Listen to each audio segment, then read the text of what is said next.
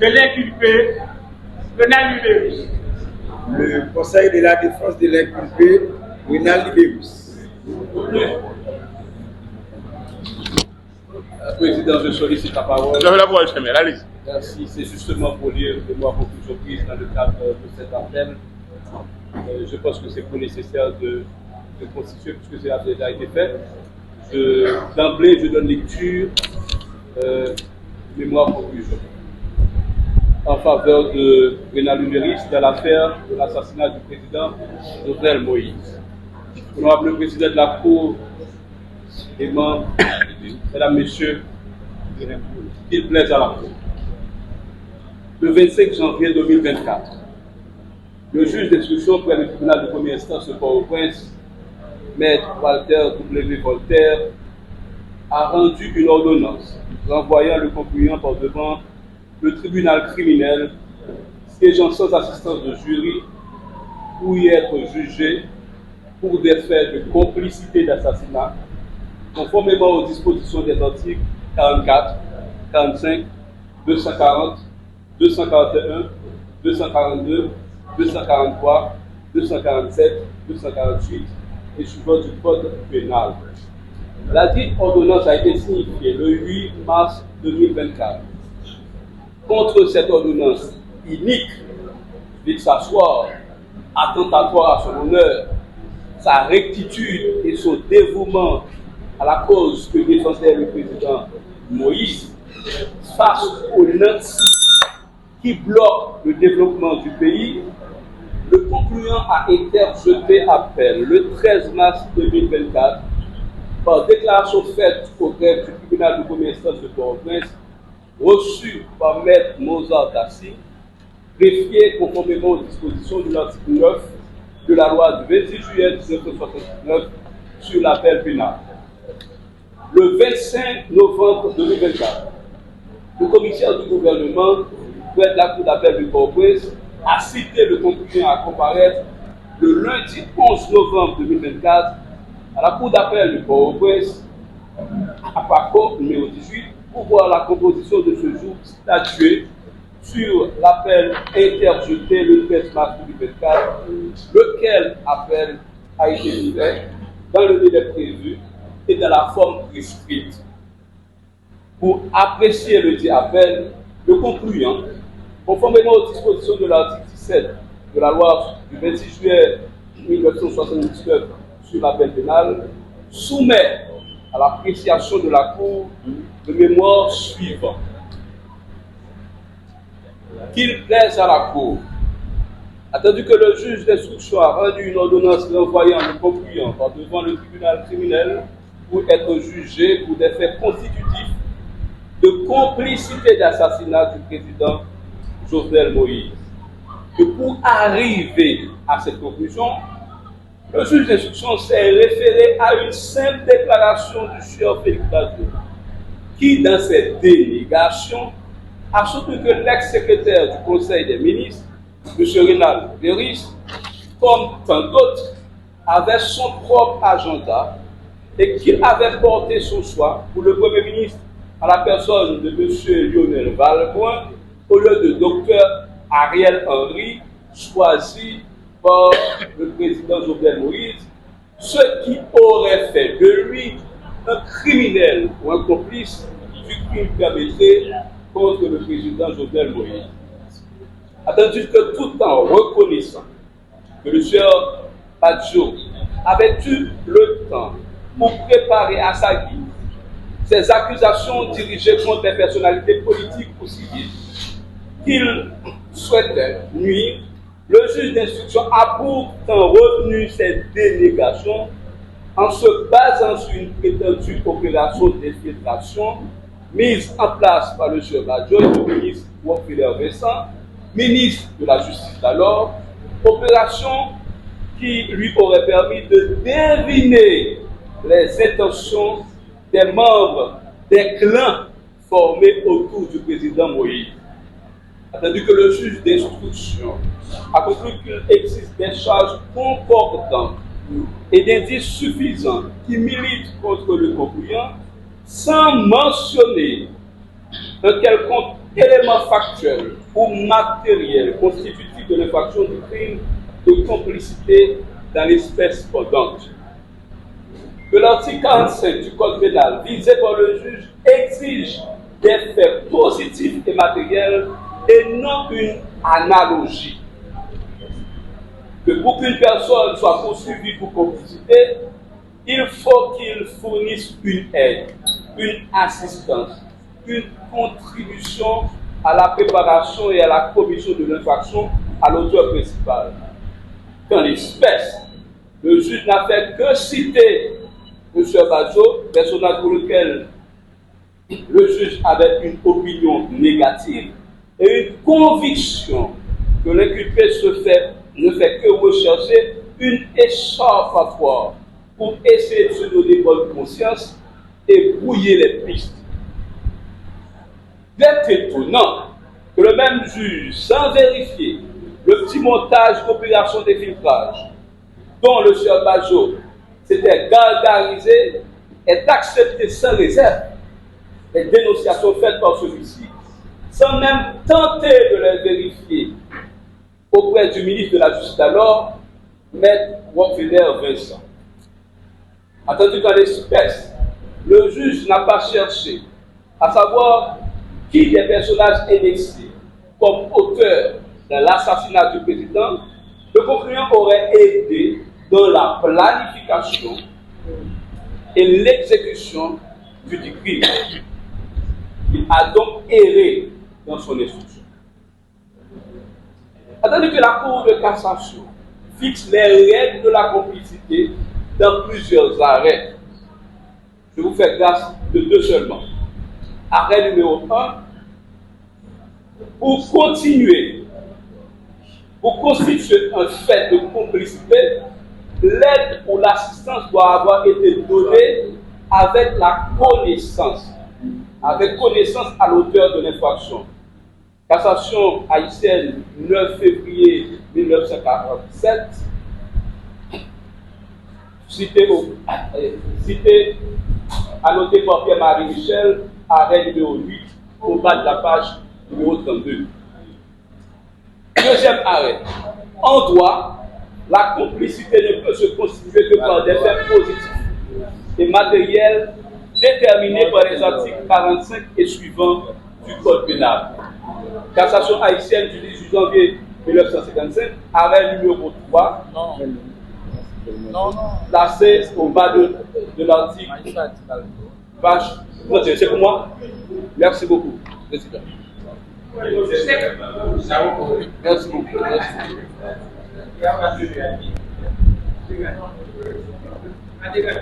Merci, ministère. L'article 45 pose comme principe une action délibérée et consciente. Ce principe oblige le juge d'instruction ou le juge criminel à vérifier la volonté de la personne poursuivie dans la commission de l'infraction. C'est l'élément intentionnel ou moral de l'infraction. Or, en l'espèce, le juge d'instruction n'a fait que relever la non-comparution du concluant pour tirer les conclusions de culpabilité en lieu et place d'éléments matériels ou non matériels dans la concordance aurait transformé en indice. Attendu que le fait par le juge de relever la non-comparution du concluant sans relever les raisons portant à expliquer dans une lettre à lui adressée le 28 novembre 2023, reçue le même jour par son greffier, traduit une volonté de nuire au concluant. En effet, dans cette lettre, le concluant a clairement présenté les risques sécuritaires d'un trajet Belader-Port-au-Prince et a sollicité qu'une commission rogatoire s'est donnée à un juge d'instruction, demi-balai, procédure prévue par la loi, ce qui démontre clairement sa disponibilité à répondre à toute question d'un juge instructeur. Attendu que le juge d'instruction n'a pas daigné lui répondre sur sa proposition et a préféré conclure, bâclant ainsi son travail d'instruction. Ce faisant, il a instruit à charge et non à décharge conformément à la loi. Honorable Président et distingués membres de la Cour, pour envoyer le concluant par devant le tribunal criminel pour infraction de complicité d'assassinat du président Jovenel Moïse, le juge d'instruction aurait dû, après avoir identifié les auteurs matériels et intellectuels, indiquer le rôle précis joué par tout complice. En effet, n'ayant pas agi directement, le complice aide, incite, provoque à la commission de l'acte, ce qui devrait obliger le juge à situer le complice par rapport à un auteur impliqué. En l'espèce, le juge qualifie d'indice suffisant l'imagination débordante de M. Badjo, qui n'a pas témoigné d'une aide ou de soutien du concluant à la commission de crime, mais a expliqué qu'en qualité de mentaliste, il avait deviné les intentions des membres du cabinet du président lorsqu'il aurait préféré tel Premier ministre en lieu de place que l'autre. La déclaration de M. Badjo constitue-t-elle les indices ou les charges suffisantes par l'article 45 du Code pénal visé par le juge? Tel que défini par cet article et conforté par la jurisprudence, les indices sont les preuves indirectes qui, par leur concordance, telles que des menaces proférées à l'encontre de la victime ou des propos avant ou après le crime, forment un faisceau qui permet de reprocher une personne d'une infraction ou de l'auteur de l'infraction. En l'espèce, le juge qualifie d'indice suffisant ou charge concordante une déclaration d'un inculpé sur les clans politiques qui n'ont rien à voir avec l'objet de son enquête, et qui est l'assassinat du président de la République, M. Jovenel Moïse. Pour être une charge suffisante, le juge doit relever une convergence d'éléments multiples, précis, et non une simple déclaration sans lien avec l'infraction poursuivie. La Cour dira que le juge d'instruction a bâclé son œuvre en ce qui a trait au concluant, œuvre qui devait être infirmée avec des conséquences de droit.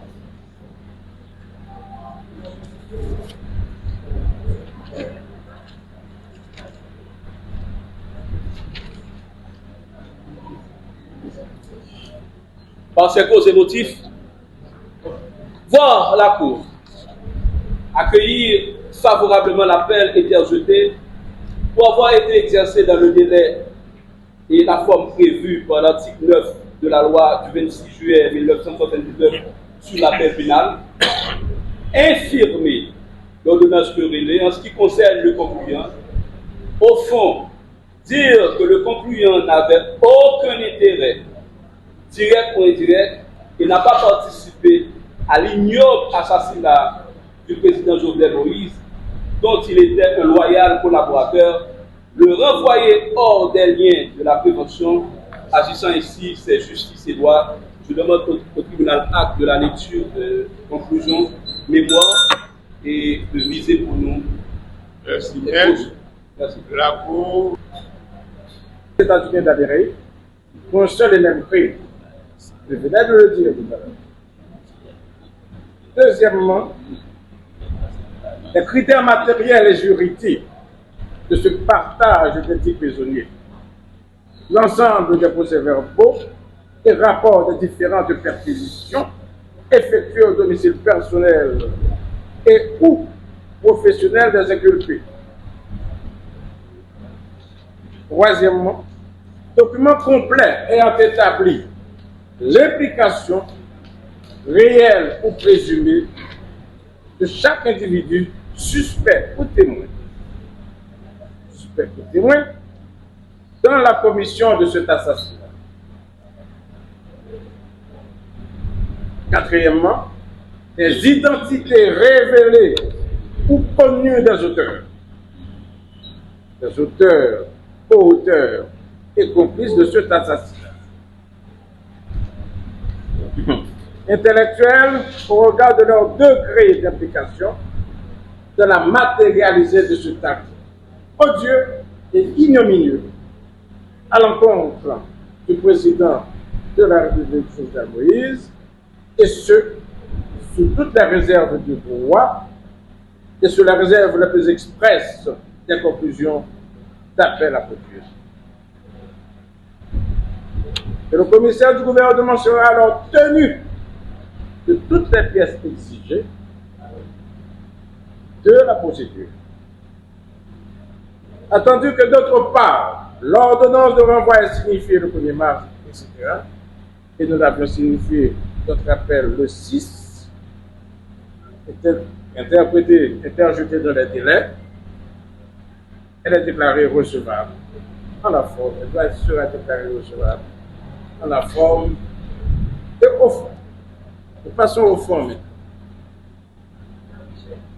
Sur le fond, attendu qu'il résulte de la combinaison d'une part des articles 44 et suivants, 240 et suivants, et 258 du Code pénal, et d'autre part des articles 224 et suivants du même Code pénal, que l'assassinat et la complicité d'assassinat restent un homicide volontaire, préparé et planifié par un ou plusieurs auteurs, avec la conscience bien claire de rechercher ensemble l'objectif commun de priver quelqu'un de sa vie. Attendu que toute complicité déclarée dans un assassinat suppose tout au moins une entente au préalable. Une entente préalable entre plusieurs personnes à l'effet de mener à terme l'entreprise considérée. Attendu que, de l'ensemble des auteurs matériels et intellectuels de cet acte crapuleux, aucun individu n'a reconnu la moindre participation du sieur Claude Joseph dans l'organisation de cet assassinat, malgré l'aversion, les frustrations, voire les exécrations créées chez la plupart d'auteurs, de co-auteurs et de complices par la ténacité et le dévouement constaté de cet ancien Premier ministre en vue de retrouver sans exclusive tous les assassins, directs et indirects, du président Jovenel Moïse. Une énonciation quelconque de certains intérêts prétendus par le sieur Badiou est constitutive de la part de celui-ci d'une attaque désespérée et orientée contre l'innocence et la rectilignité connue du sieur Claude Joseph. Attendu que la Cour déclarera sans valeur ces associations du sieur Badiou à l'encontre du Premier ministre Claude Joseph. Attendu que par arrêté en date du 14 avril 2021, j'ai bien dit 14 avril 2021, le sieur Claude Joseph, déjà ministre des Affaires étrangères et des Cultes, est nommé Premier ministre, assumant dignement et loyalement cette fonction jusqu'au 20 juillet 2021. Consécutivement à sa désignation, à la désignation par le président Jovenel Moïse du sieur Ariel Henry, le 5 juillet 2021, restait imparfaite la désignation, restait imparfaite jusqu'au jour de l'accaparement et de l'absorption effective par ce dernier du pouvoir, quoique irrégulier au point de déclarer qu'il peut nommer, révoquer, même déclarer la guerre. On continue. Attendu que l'ancien Premier ministre Claude Joseph, universellement connu pour son honnêteté, son intégrité, sa probité dans l'exercice de ses fonctions, en vient même en raison de l'attachement marqué que le vouait le président Jovenel Moïse, demeure à ce jour l'homme à vertu cardinale et respectueux de la haute confiance qu'avait investi en lui le président assassiné de la nuit du 6-7 juillet 2021. Que l'ensemble des actes posés par le sieur Joseph dans l'exercice de sa compétence était entouré d'une conjonction de volonté avec son président qui revêtu du sceau intangible de la confiance du dit président. Je continue. Qu'à aucun moment il n'avait existé entre le président et son ministre de désaccord qui eût pu susciter quelques suspicions que je fus de mésintelligence entre ces deux hommes d'État jusqu'à l'assassinat crapuleux inondé à son insu à l'encontre du président. Il ne serait alors nullement supputé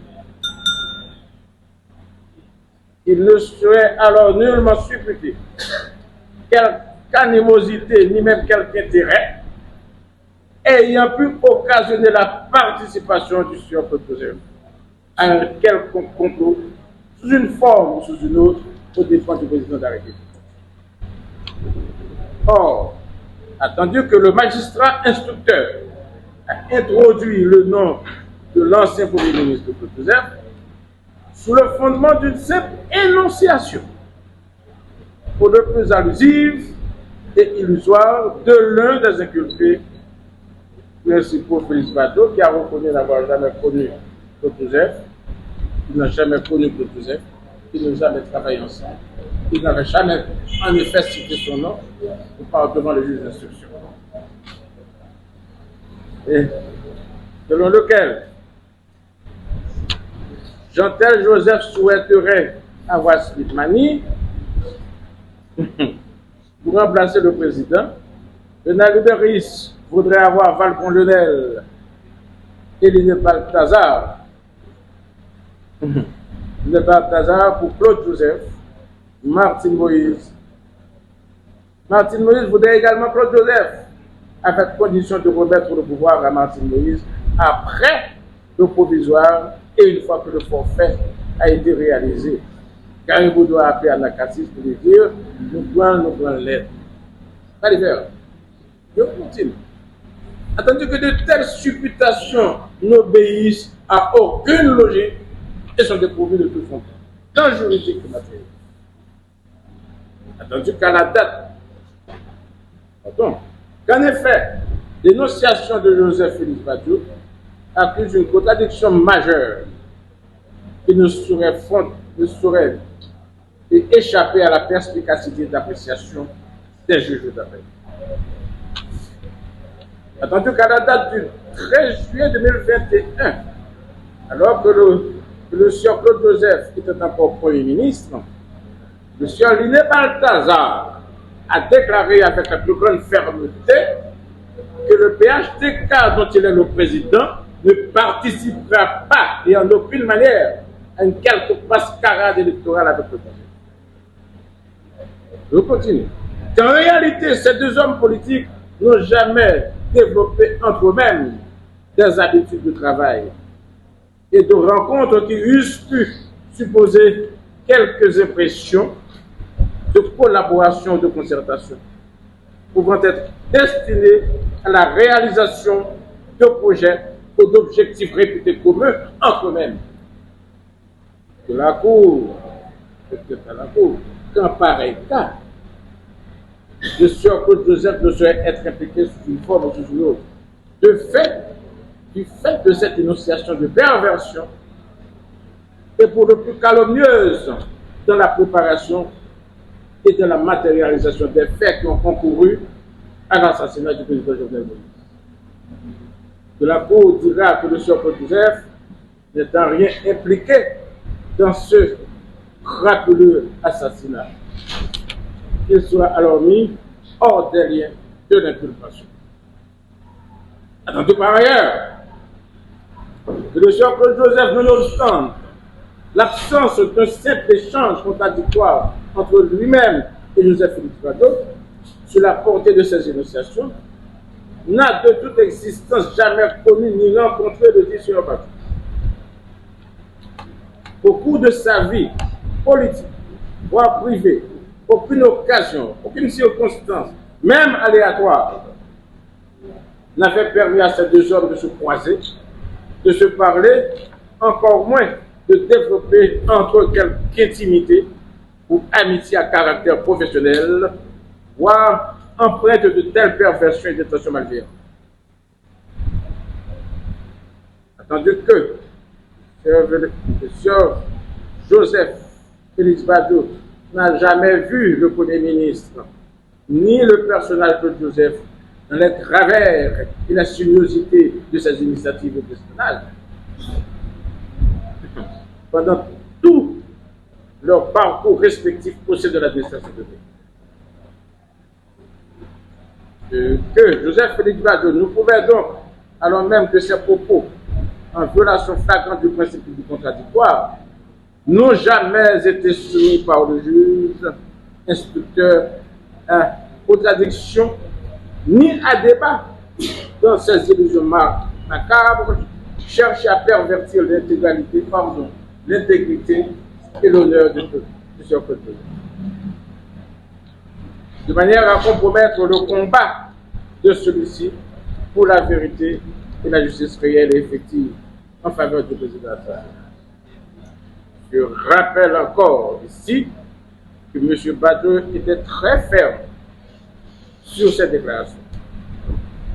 Il a dit que ce qu'il avait dit au cabinet d'instruction, ce n'est pas ce qui a été rapporté dans l'ordonnance.